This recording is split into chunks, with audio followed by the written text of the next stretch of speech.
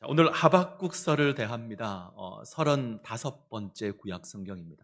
오늘 포함해서 우리 5권만 하면 이제 신구약 성경 개론이 다 마칩니다.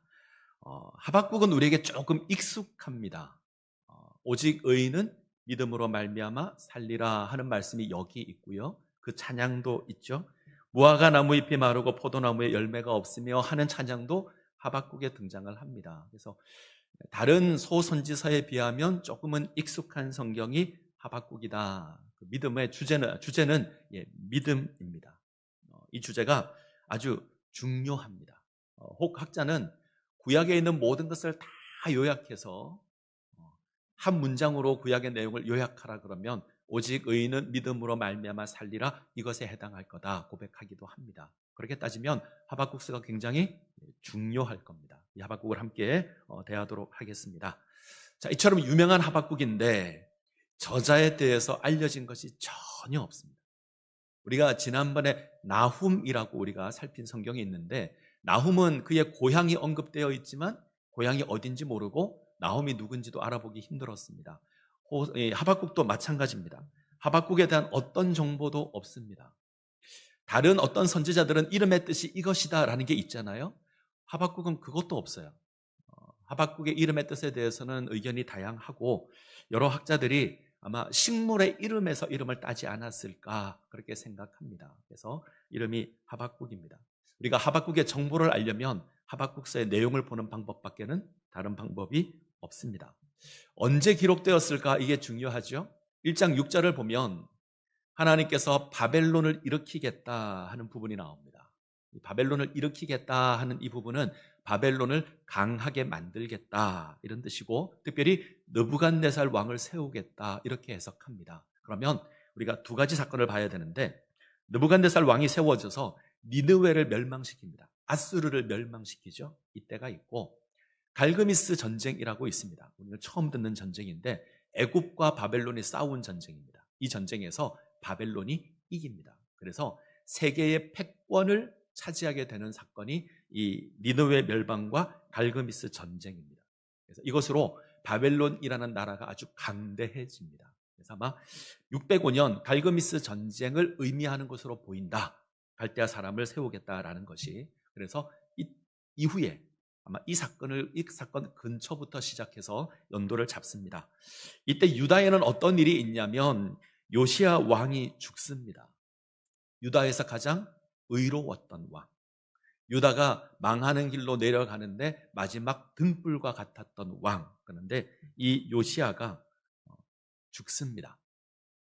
너무 허무하게 전쟁에 나가 죽는데 갈그미스 전쟁이 605년이잖아요. 이것보다 조금 앞에 609년에 애국과 바벨론이 또 한 번 전쟁을 합니다. 그때는 사실 양쪽이 다 누가 이겼다고 하기 힘들 정도의 결과를 낳는데 애굽이 바벨론을 치기 위해서 대륙으로 갈 때 요시아가 군대를 이끌고 나가서 막습니다.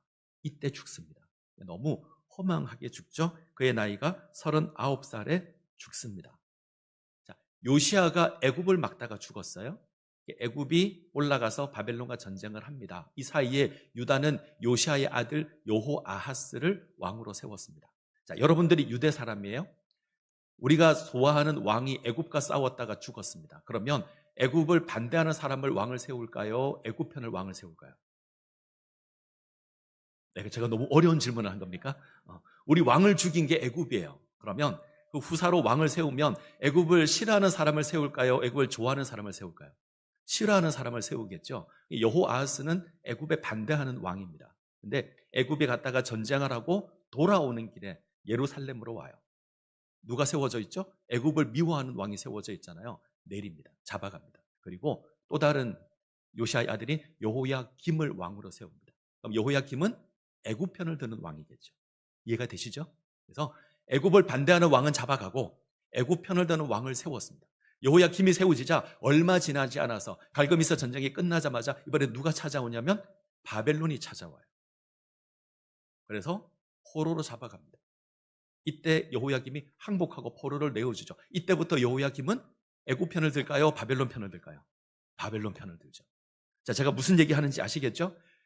애굽이냐 바벨로니아에 따라서 왕이 바뀌기도 하고 왕의 정책이 바뀌기도 합니다. 그래서 열국의 압력에 유다가 휘둘리기 시작을 합니다.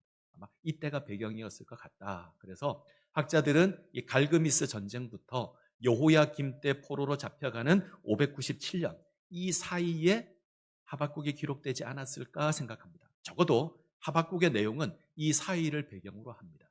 근데 연대를 조금 뒤로 잡는 학자들이 있습니다. 하박국의 내용은 이때가 맞는데 하박국이 그것을 기록한 건 후대인 것 같다. 예를 들면 우리 시대의 조선시대 글을 쓸 수 있잖아요. 그것처럼 후대에 기록했을 것 같다. 그러면 언제 기록했을까? 포로기 때. 하박국의 내용은 바벨론 포로로 잡혀가 있는 이스라엘 백성들을 위로하기 위해서 쓸 것 같다. 그렇다면 조금 더 연대를 뒤로 해서 포로로 잡혀간 이후에 기록했을 거다. 이렇게 보는 견해가 조금 더 많습니다. 그래서 기록적인 배경은 갈그미스 전쟁과 첫 번째 포로 사이가 배경이지만 실제로 기록하거나 기록된 목적은 좀 더 후대에 기록한 것 같다. 이렇게 보는 여러 가지 근거 중 하나가 이 다니엘서가 있는데 다니엘서의 부록이라고 하는 외경이 하나 있습니다. 벨과 용이라고 하는 외경이 있는데 이 외경에 이 하박국이 나와요. 이 하박국과 우리가 가지고 있는 하박국이 같은 사람일지 아닐지 모르지만 보통 같은 사람으로 보는데 갑자기 하박국이 유대 땅에 있는 하박국이 자기 일꾼들에게 주기 위해서 음식을 만듭니다. 나눠드린 책자에 있어요. 음식을 만들어 길을 나서는데 갑자기 천사가 나타나요. 너는 바벨론에 있는 다니엘에게 그 음식을 갖다 줘라. 다니엘이 지금 사자굴에 있다. 근데 하박국이 그러죠. 나는 바벨론이 어디진도 모르고 그가 어디 갇혀 있는지도 모릅니다. 그러자 천사가 갑자기 그를 붕 들어서 바벨론에 탁 내려놓습니다. 그리고 그 음식을 먹어요. 그리고 다시 붕 들어다가 유다 땅에 탁 갖다 놔요. 이 이야기가 그 다니엘서 부록에 등장을 합니다. 그래서 많은 학자들은 이 다니엘이 살아있을 때 하박국도 있었을 거다라고 생각을 합니다. 그렇게 이해하시면 좋을 것 같습니다. 하박국은 아주 독특한 성경입니다. 12권의 소선지서 중에 독특하다고 뽑을 수 있는 성경이 저는 2권인데 하나는 요나. 요나는 하나님께 순종한 선지자가 아니죠. 끝까지 개겼던 선지자 요나. 2번째가 하박국입니다. 보통 선지자는 하나님의 뜻을 대변합니다. 하나님의 입장에서 유다의 죄를 고발하고 심판을 선언합니다. 이게 보통 선지자인데 하박국은 아니에요. 하나님을 대변하는 자가 아니고 이스라엘을 대변합니다. 하나님 우리에게 왜 이러십니까? 라고 따지는 사람이 하박국입니다. 왜 의인이 고난을 당해야 합니까? 왜 의인이 핍박을 받아야 합니까? 어떻게 하나님이 이러실 수 있습니까? 라고 묻는 게 이 선지자입니다. 그래서 하나님을 대변하는 선지자가 아니라 어쩌면 이스라엘을 대변하는 선지자입니다.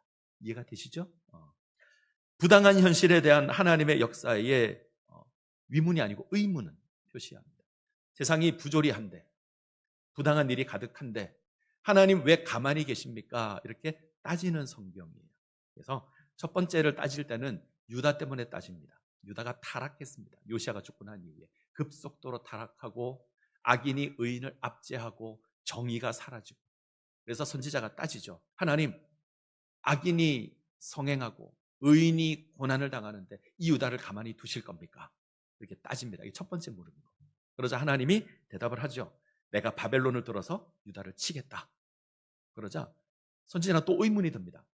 여기 나쁜 애를 때리겠다고 더 나쁜 애를 데리고 오는 거예요.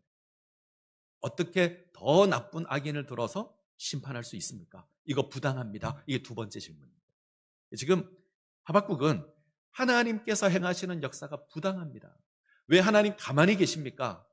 왜 하나님 더 나쁜 놈을 들어서 심판을 하시려고 그럽니까? 이거 부당합니다. 라고 묻는 것이 하박국이에요. 하나님이 그것에 대해서 답을 합니다. 이 질문과 대답이 하박국입니다. 여러분 어렵지 않죠? 어려우십니까? 심각한 표정을 짓고 계시면 안 돼요. 자, 다음을 보겠습니다. 하박국의 9죠. 크게 3부분으로 나눌 수 있습니다. 질문과 대답을 기준으로 첫 번째 1장 1절부터 11절은 아까 말씀드린 첫 번째 질문입니다. 유다가 죄가 가득한데 유다가 타락했는데 왜 하나님 가만히 계십니까? 왜 하나님 보기만 하십니까? 저 악인들을 가만히 내버려 두실 겁니까? 의인들이 고난을 당합니다. 이렇게 따집니다. 왜 가만히 계십니까? 그러자 하나님께서 대답하시죠. 내가 갈대아 사람을 일으키겠다. 바벨론을 일으키겠다. 그래서 유다를 심판하겠다. 이게 첫 번째 단락입니다. 두 번째 단락으로 가죠. 두 번째는 1장 12절부터 2장 20절까지인데 바벨론을 들어서 심판하겠다는 것에 선지자가 또 물음표를 던집니다. 어떻게 악인이 의인을 삼킬 수 있습니까? 좀 더 정확하면 유다보다 더 악한 바벨론을 들어서 유다의 나쁜 죄를 심판하시려고 하십니까? 이거 잘못된 겁니다. 이해가 되시죠? 하나님 어떻게 이렇게 하실 수 있습니까? 하나님 이 유다를 치시려면 의로운 자를 들어서 쳐야지 왜 유다보다 더 나쁜 애를 들어서 유다를 치십니까? 이거 부당합니다. 이게 하박국의 고백입니다. 이 고백을 하고 파수꾼이 기다리는 성루에 올라가서 하나님의 대답을 기다립니다. 그때 하나님의 대답이 주어지는데 한마디로 요약하면 이겁니다. 오직 의인은 믿음으로 말미암아 살리라. 좀 더 앞에 살을 붙이면 내가 세상을 심판할 그때가 있다. 내가 악인 심판하고 의인을 구원할 때가 당연히 있다. 그러니 너는 그 날을 바라보고 믿음으로 살아야 한다. 지금 네가 보기엔 이해할 수 없지만 나는 반드시 내 뜻을 이룰 거다. 그러니 너는 하나님을 바라보는 나의 때를 바라보는 그 믿음으로 살아야 한다. 이것이 두 번째 단락입니다. 자, 그리고 세 번째 단락은 하나님의 구원의 역사를 깨달았잖아요.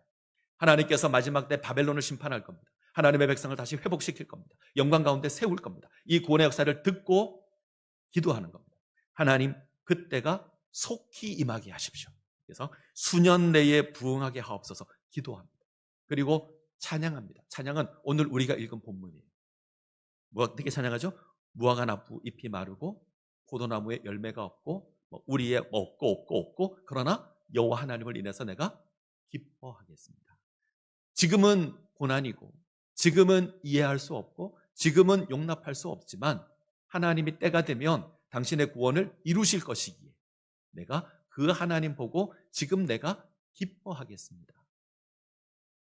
이해가 되시죠? 지금 내가 기뻐하겠습니다. 이렇게 하실 수 있나요? 아멘?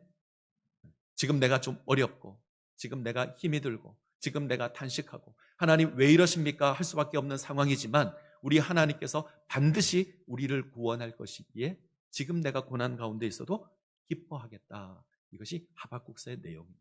그러면 당연히 포로로 잡혀있는 유대 백성들에게 위로가 되는 메시지였을 거예요. 그래서 그렇게 이해를 합니다. 그래서 오늘 이제 두 가지 주제를 좀 살펴보죠. 의인이 고난을 당하는 현실에 대한 물음, 이 주제로 먼저 시작을 하겠습니다. 요시아의 죽음 이후에 유다가 급속도로 타락합니다. 정말 마지막 등불이 꺼져버렸습니다. 악인의 횡포가 가득합니다. 악인이 의인을 압제하죠. 그래서 질문을 합니다. 하나님 어떻게 의인이 불의한 자에게 고난을 당할 수 있습니까? 하나님 의인이 고난을 당하는데 왜 가만히 계십니까? 왜 모른 채 하십니까? 이 질문을 던집니다. 이게 이제 신정론이라고 하는 이론과 연결이 되는데 이런 거죠. 하나님이 살아계신데 왜 악이 있고 하나님이 살아계신데 왜 죄가 있고 왜 고난이 있습니까? 이 물음에 답하는 이론이에요. 이게 신정론입니다. 똑같은 거죠. 하나님께서 살아계시고 하나님께서 통치하시는데 왜 악인이 저렇게 날뜁니까? 왜 의인이 고난을 당합니까? 하나님 간섭하셔서 하나님 개입하셔서 문제를 해결해 주셔야 되는 거 아닙니까? 라고 묻습니다. 그러자 이 물음을 다시 한번 볼까요? 자, 하박국 1장 2절. 1장 2절. 자, 같이 읽습니다. 여호와여 내가 부르짖어도 주께서 듣지 아니하시니 어느 때까지리까? 내가 강포로 말미암아 외쳐도 주께서 구원하지 아니하시나이다. 하나님 내가 이거 위해서 그렇게 기도했는데 하나님 안 들으시지 않습니까? 언제까지입니까? 내가 그렇게 외쳤는데 하나님 왜 구원하지 않습니까? 자, 선지자가 이렇게 묻습니다. 그러자 하나님이 답을 하시죠. 그 답이 그 다음 페이지인데 하나님께서 유다를 심판하기 위해서 바벨론을 일으키시겠다. 자, 1장 6절입니다. 같이 읽습니다. 자, 시작. 보라 내가 사납고 성급한 백성 곧 땅이 넓은 곳으로 다니며 자기의 소유가 아닌 거처들을 점령하는 갈대아 사람을 일으켰나니 내가 갈대아 사람을 일으켜서 심판하겠다. 이 갈대아 사람은 바벨론입니다. 이 바벨론은 원래 그렇게 규모가 크지 않았습니다. 아수르가 훨씬 컸는데 아수르에 대항해서 늘 이제 대적하고 반역을 일으켰던 나라인데 그동안은 계속 실패했습니다. 그러다가 나보폴라살이라고 하는 왕 때 성공해요. 그때 힘을 키웁니다. 그리고 이 사람의 아들이 우리가 잘 아는 느부갓네살 왕입니다. 느부갓네살 왕 때 최전성기를 맞이합니다. 아수르를 무너뜨리고 세상을 정복하죠. 애국까지 정복합니다. 이 바벨론을 일으켜서 유다를 치겠다. 이게 하나님의 선언입니다.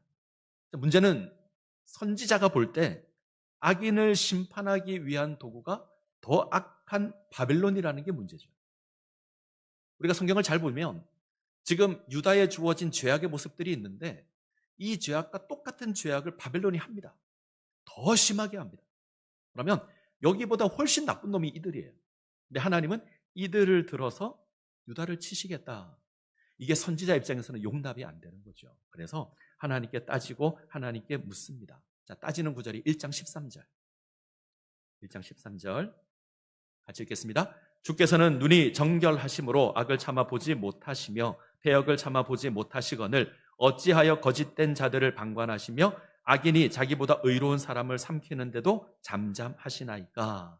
자, 선지자가 고백하는 하나님 잘 보시죠. 눈이 정결하셔서 차마 악을 보지 못하시는 하나님, 패악을 보지 않으시는 하나님. 선지자가 고백하는 하나님 어떤 하나님이시죠? 죄와 함께할 수 없는 하나님, 죄와 상관없는 하나님. 그런데 이 하나님이 더 나쁜 애를 들어서 심판하겠다 그럽니다. 악인이 자기보다 의로운 사람을 삼키는데 하나님 이거 가능한 겁니까? 불가능한 것 아닙니까? 어떻게 하나님께서 이렇게 하실 수 있습니까? 지금 선지자가 고백하고 있는 건 그 하나님의 정의에 대해서 되게 묻습니다. 첫 번째 물었던 건 그거죠. 왜 유다 죄악을 가만히 두십니까? 왜 방관하십니까? 이해가 안 됩니다. 두 번째 질문은요. 왜 더 큰 악으로 심판하십니까? 이거 이해가 안 됩니다. 우리도 그럴 수 있잖아요. 어떻게 하나님 이러실 수 있습니까? 이 질문이 우리 가운데 얼마든지 주어질 수 있습니다. 하나님 살아계신데 왜 이 나라 모습이 이렇습니까? 우리는 늘 그럴 수 있어요. 왜 하나님 죄를 용인하십니까? 이렇게 물을 수 있습니다. 왜 하나님 침묵하십니까? 자, 성경의 신정론을 제가 자주 말씀드리는데 성경의 신정론을 한마디로 정리하면 하나님께서는 죄나 악이나 고난까지도 사용하셔서 하나님의 선을 이루어 가십니다. 이게 하나님의 신정론입니다. 모든 것이 합력하여 선을 이루게 하시는 하나님이십니다. 하나님의 선을 이루는데 때로 우리가 이해할 수 없는 죄나 악이나 고난이 있습니다. 요셉이 애굽의 총리가 되는 과정을 보면 순탄하게 가지 않잖아요. 종으로 팔리고 감옥에 갇히고 하나님은 그 과정까지도 사용하셔서 선을 이루십니다. 하나님 예수님을 보내서 우리를 구원하시는데 그 방법이 예수님이 죽는 거예요. 고난받고 죽는 것으로. 히브리어에서 죄와 고난이라는 단어는 원어가 같아요. 하나님께서 그 고난까지도 사용하셔서 우리를 구원하십니다. 그래서 성경이 이야기하는 신정론은 하나님이 때로는 죄나 악이나 고난까지도 사용하셔서 당신의 뜻을 이루어 가신다 때문에 우리가 볼 때는 잘 이해가 안 되는 게 있습니다. 때로는 하나님이 침묵하시는 것 같고 때로는 하나님이 모른 척 하시는 것 같고 하나님이 나를 버리는 것 같습니다. 그럼에도 불구하고 하나님은 당신의 뜻을 이루어 가실 겁니다. 오늘 오전에 봤던 주제와 비슷하죠? 이 부분을 좀 이따 보죠. 자, 하박국 2장 1절을 보겠습니다. 하박국 2장 1절. 하나님께 불만이 많았던 이 선지자가 이제 하나님께 묻고 하나님을 기다리는데 같이 읽습니다. 내가 내 파수하는 곳에 서며 성루에 서리라. 그가 내게 무엇이라 말씀하실는지 기다리고 바라보며 나의 질문에 어떻게 대답하실는지 보리라. 이제 파수꾼이 되어서 하나님의 답을 기다립니다. 파수꾼이 하는 역할은 뭐죠? 무슨 일이 일어나는지 살피는 거잖아요. 그럼 파수꾼이 해야 될 가장 중요한 건 깨어있는 거예요. 지금 선지자는 깨어서 하나님의 말씀을 듣겠다는 거예요. 내가 이렇게 물었는데 하나님 어떻게 대답하는지 내가 기다리겠다. 내가 그것을 찾겠다. 저는 이 자세가 우리에게 필요하다고 생각합니다. 어떤 문제가 발생했을 때 우리는 파수꾼이 되어서 깨어서 하나님의 답을 기다리셔야 됩니다. 어떤 문제가 우리 가운데 일어나면 우리는 선지자처럼 깨어서 하나님의 답을 찾아야 합니다. 우리는 그 답을 찾기 위해서 기도해야 합니다. 이것이 우리가 해야 될 일이에요. 근데 우리는 보통 어떻게 하죠? 잘 안 찾고 내가 이미 결정을 내립니다. 이게 옳은 것이다, 옳지 않은 것이다. 내가 이미 결정을 내려놓고 그 결정을 가지고 하나님 앞에 가요. 내 거 들어주세요. 우리의 방식이에요. 근데 선지자가 하고 있는 방식은 뭐죠? 하나님의 말씀을 기다립니다. 하나님의 뜻을 찾습니다. 파수꾼이 되어서 깨어서 그것을 찾습니다. 이 순서가 맞는 겁니다. 하나님의 뜻을 찾고 그것을 행하는 것이 옳은 것이지 내가 답을 정해놓고 하나님 이렇게 해 주십시오라고 하는 건 아닙니다. 그래서 어떤 문제가 발생하면 하나님의 뜻을 찾으셔야 합니다. 이 선지자처럼. 자, 하나님께서 이제 답을 주시는데, 자, 2장 4절을 한번 보죠. 하박국 2장 4절. 자, 맨 위에 있는 게 성경 구절이에요. 두 줄 같이 읽겠습니다. 보라, 그의 마음은 교만하며 그 속에 정직하지 못하나 의인은 그의 믿음으로 말미암아 살리라. 의인은 그의 믿음으로 말미암아 살리라. 앞에 있는 구절을 조금 해석하면 그의 마음은 교만하여 그 속에서 정직하지 못하나, 이것은 이제 악인들의 운명을 이야기하는 겁니다. 지금은 악인들이 성행하는 것처럼 보이지만 그들은 곧 망할 거다. 그러니 의인은 믿음으로 말미암아 살아야 한다. 자, 이 구절이 유명한데 해석하는 게 굉장히 좀 어렵습니다. 여러 가지로 번역하는데 제가 볼 때는 이 번역이 가장 좋은 것 같아서 그 다음 절에 가지고 왔습니다. 제가 읽겠습니다. 그 속에서 그 영혼이 정직하지 않는 자는 쇠하게 될 것이다. 그렇지만 그의 믿음 안에서 의로운 자는 살게 될 것이다. 자, 그 영혼이 정직하지 않는 자, 이것은 일단 악인들이고요. 두 번째는 바벨론입니다. 저 악한 악인들과 바벨론은 망할 거다. 그러나 하나님의 백성은 구원을 받게 될 것이다. 이것이 하나님의 응답입니다. 그래서 오직 의인은 믿음으로 말미암아 살리라, 이 말에 담겨진 의미는 하나님께서 구원을 이룰 것이기에 그 믿음으로 살아야 한다. 지금은 죄악이 성행하지만 하나님께서 죄를 심판하고 의인을 구원할 그 구원의 때가 있다. 그러기에 그 날을 소망하는 그 믿음으로 의인은 살아야 한다. 이해가 되시죠? 이 의인은 믿음으로 말미암아 살리라, 이것이 신약 성경에 인용이 됩니다. 몇 번 인용될까요? 그걸 알면 내가 그 자리에 서 있지, 이런 표정으로 서 계신데 3번 인용됩니다. 첫 번째는 로마서, 우리가 잘 아는 로마서에서 오직 의인은 믿음으로 말미암아 살리라 한 번. 두 번째 갈라디아서. 그래서 로마서와 갈라디아서는 구원의 역사는 전적인 하나님의 역사다, 이걸 강조하는 입장에서 이 구절을 인용합니다. 자, 또 한 번이 히브리서에서 인용이 돼요. 히브리서는 하나님의 구원을 바라보고 참고 인내한다는 입장에서 이 구절을 씁니다. 그래서 어쩌면 그 내용을 보면 히브리서가 좀 더 하박국 성경에 맞게 인용을 합니다. 참고적으로 기억하시면 좋을 것 같아요. 자, 이 말씀을 통해서 우리가 얻을 수 있는 교훈이 있죠. 1번, 2번, 3번이 있는데 1번, 반드시 하나님의 뜻은 이루어진다. 악인이 심판받고 의인이 구원을 받을 거다. 첫 번째 교훈입니다. 두 번째 교훈, 그 과정이 우리의 기대와 좀 다를 수 있다. 때로 하나님이 침묵하는 것처럼 보이고, 때로는 더 큰 악인이 위협하는 것처럼 보이고, 어쩌면 하나님의 계획이 취소되는 것처럼 보이는 일이 있어요.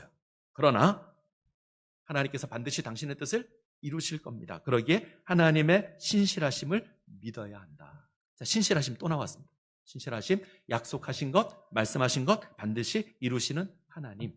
이 상황을 넘어서 약속한 것 반드시 이루시는 그 하나님을 우리는 바라보고 의지해야 합니다. 그 자세를 뭐라고 부르냐면 믿음이라고 부릅니다. 자, 믿음에 대해서 보죠. 히브리어로 에무나라고 하고요. 뜻은 안전, 확고함, 신실 있는데 신실이라는 뜻으로 주로 사용합니다. 신실의 뜻은 변하지 않는 견고함, 이것을 의미합니다.